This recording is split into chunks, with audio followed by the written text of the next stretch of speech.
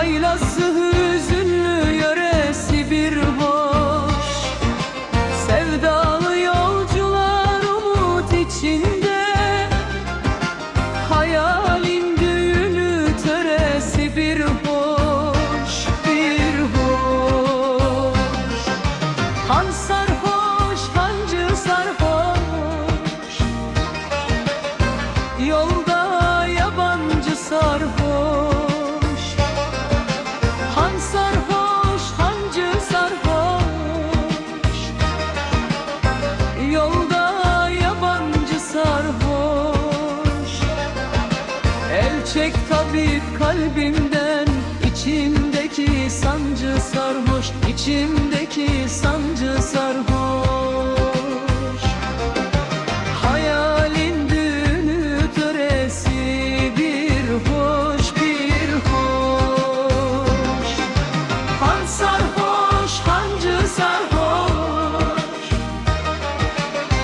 yolda yabancı sarhoş. El çek tabip kalbimden, içimdeki sancı sarhoş, içimdeki sancı sarhoş. Bahar gelmiş, nur hakta otlanmış, bizim elde bayram günü kutlanmış. Obalar dağılmış, dostlar yatlanmış.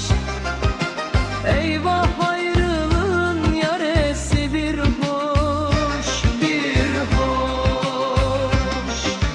Han sarhoş, hancı sarhoş, yolda yabancı sarhoş. Han sarhoş, hancı sarhoş, yolda yabancı sarhoş.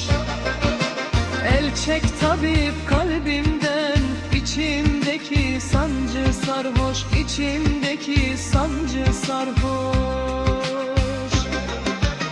Eyvah ayrılığın yaresi bir hoş, bir hoş.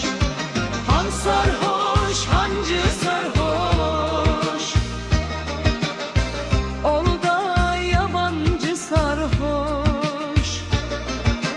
El çek tabip kalbimden, içimdeki sancı sarhoş, içimdeki sancı sarhoş.